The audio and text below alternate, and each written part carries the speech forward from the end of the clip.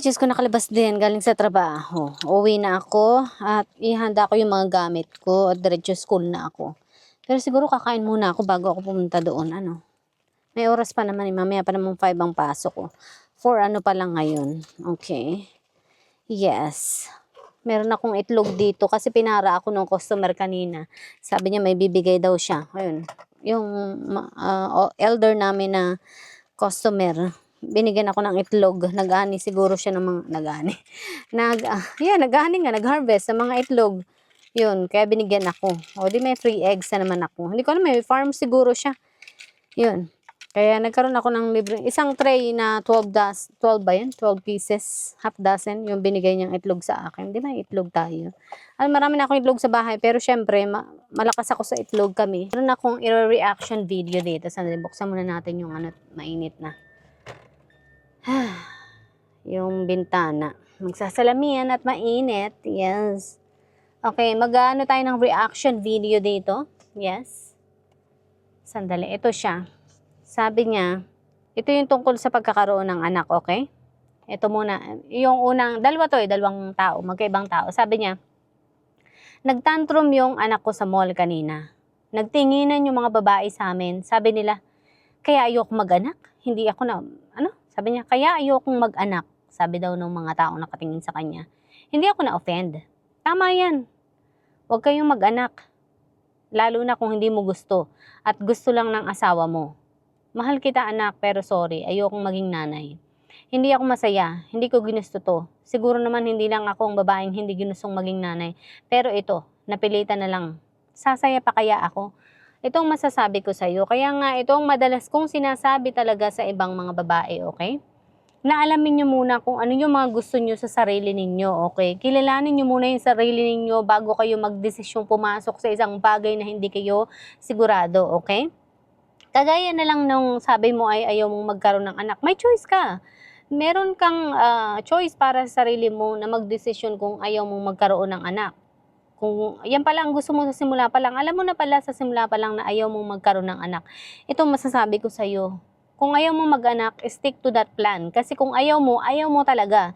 Hindi ka magiging masaya kung susundin mo yung gusto ng ibang tao dahil yung asawa mo lang ang may gusto na magkaroon ng anak. Itong may payo ko sa'yo, pumili ka ng lalaki na gusto rin yung plano mo, gusto rin yung gusto mong mangyari. Kung ayaw mo mag-anak, yun ang lalaking piliin mo. Yung lalaking ayaw ding mag-anak, okay? Dahil sinasabi ko sa inyo, mahirap talagang magkaroon ng anak. Mahirap at malaking responsibilidad, okay? Pagpapaaral na lang, napakamahal, lalo na kung college na sila. Diyos ko, ang isang semester na yun ay mahal. Kung ipasok mo pa sa private, mas mahal, lalo na. Yun, kahit elementary pa lang at high school pa lang.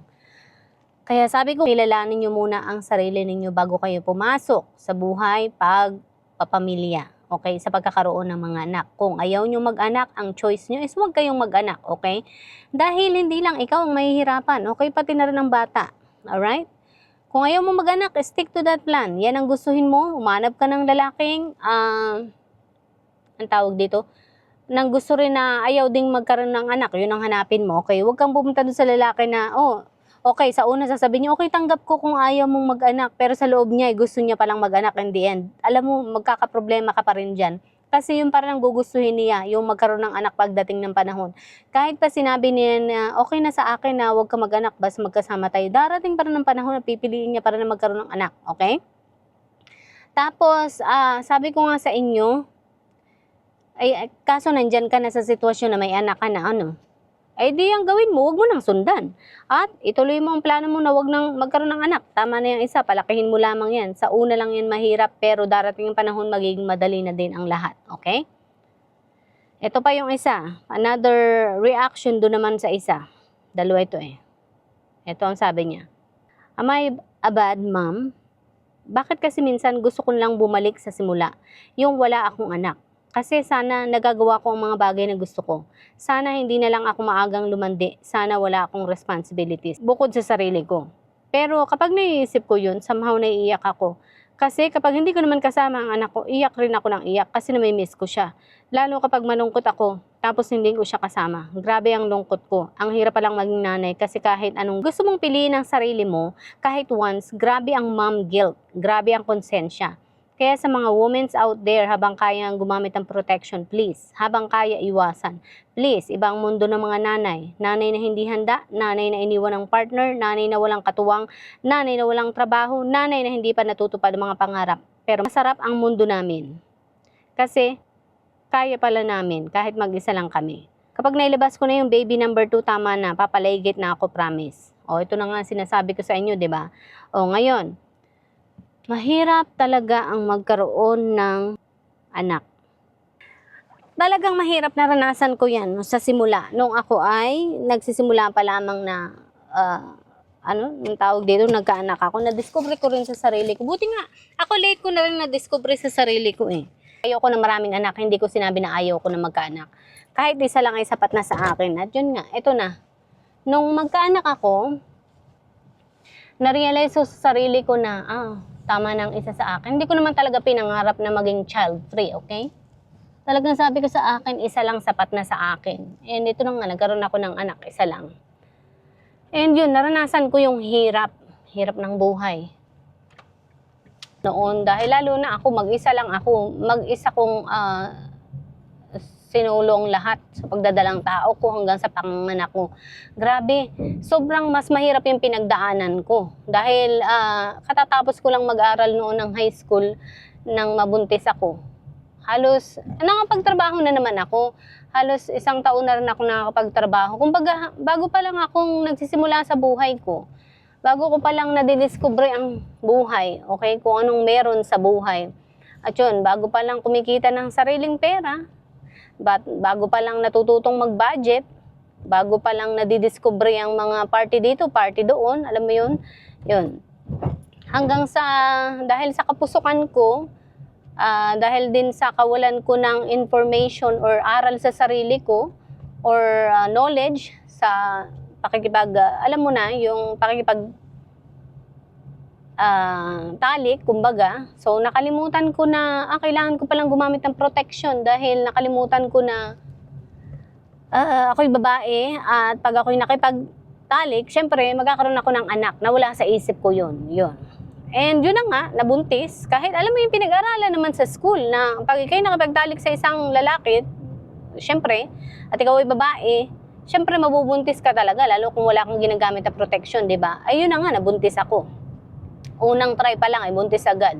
So yun na, 1 taon pa lang ako nakapagtrabaho doon sa trabaho ko, as in, bago ko pa lang nai-enjoy yung aking sinasahod, yung aking kinikita. So parang nandun pa ako sa sitwasyon ng buhay ko na parang paycheck to paycheck, ganyan. Pero hindi naman paycheck noong time na yun kasi hindi naman siya paycheck na dumadaan yung sahod eh. At talagang, paano ba yung sahuran noon? Yeah, I think it is paycheck to paycheck kasi binibigay na pay stub eh. Cheque siya. O yun. So yun. Bago ko pa lang nai-enjoy yung aking sinasahod, kumbaga, hanggang sa ubos kong ubos. Wala pang 15 days, ubos na agad ang sahod ko. Ganun ang buhay ko noon.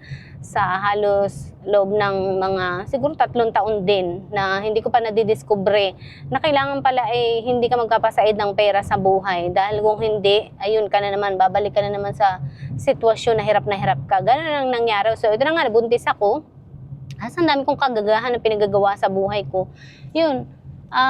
Naisip kong hirap, sobrang hirap talaga dahil ako lang talagang mag-isa ang nag-aako ng lahat ng responsibility sa anak ko. Siyempre, gatas ng anak ko, diaper ng anak ko noong time na yun. Tapos, pagkain ko pa, tapos pambayad pa ng kung ano-ano. Grabe, sobrang doon ko na-discover na hindi pa pala yun ang buhay na gusto ko. Na marami pa pala akong pangarap sa buhay. Na marami pa lang gustong maabot sa buhay, marami pang gustong mapuntahan lugar sa buhay. Yun, kaya sabi ko, hindi ito yung buhay na gusto ko. So, ang ginawa ko, dahil nga, syempre hindi ko naman pwedeng ibalik yung anak ko sa sinapupunan ko, di ba? At hindi ko rin naman, alam mo yun, yung parang, hindi ko rin naman gusto na tanggalin na lang siya sa buhay ko, yun. Kaya ang ginawa ko, may aso, kawawa naman yung aso. May aso sa daan, mahina nang maglakad. Anyways, yun nga, sa isip ko, Hindi kasalanan ng anak ko. Sabi ko, hindi ko kayang buhayin eh. Hindi ko nga kayang anuhin yung sarili ko eh. Hindi ko nga kayang tugunan yung sarili kong pamumuhay. Tapos mag-aanak pa ako. Tapos biglang naisip ko, nagtanong-tanong ako sa sarili ko, tinanong ko sa sarili ko kung ano yung mga pagkakamali ko, kung saan ako nagkamali, kung kasalanan ba ng anak ko. Hindi. Tapos naisip ko na hindi naman kasalanan ng anak ko yung mga naging desisyon ko sa buhay. Ako ang may kasalanan noon. Kaya ako dapat ang magsosolusyon noon. Walang kinalaman ng anak ko doon. Kaya ayun, natauhan ako. Kaya sabi ko, ganito na lang, pag-aaralan ko na lang kung paano ko susolusyonan ang buhay naming mag-ina. So yun, pinag-aralan ko. Mahirap talaga sa simula. Nagtrabaho ako at nagsumika para sa aming dalawa. Sa unang mga taon ay talagang sobrang hirap kasi talagang hindi magkasya ang perang kinikita ko para sa amin. Yun, kaya sabi ko, my God, sobrang hirap. Tapos, kung dagdagan ko pang anak ko, lalo na akong mahirapan, lalo na akong mabaon sa kahirapan ng buhay, di ba? Yun. Tapos, hanggang sa naging maayos ng lahat, tapos na-discover ko rin na hindi ko gustong magkaroon pa ng maraming mga anak. Hindi ko gustong dagdagan pa yung mga anak ko kasi mas lalo akong mahihirapan and then mahihirapan din ang anak ko. Tapos hindi ko pa sigurado kung mapapag-aral ko ba yung anak ko or ano, mabubuhay ko yung anak ko or ano. So, ito na lang dalawa, kami na lang ang susubukan kong ayusin. Nakaya ko naman. Kaya, mahalaga na alam mo sa sarili mo kung ano yung gusto mo para sa sarili mo, okay? Bago ka pumasok sa ganyang sitwasyon, maglaan ka muna ng maraming mga katanungan sa sarili mo at ikaw din ang sumagot noon. Isulat mo sa papel ang lahat ng mga tanong na gusto mong itanong sa sarili mo. At syempre, sasagutan mo yun, okay? At doon mo malalaman yung mga sagot sa problema mo. Okay? Na hindi biro ang pagkakaroon ng maraming mga anak. Grabe, sobrang hirap at sobrang mahal, sobrang malaking pananagutan, sobrang malaking responsibilidad, okay?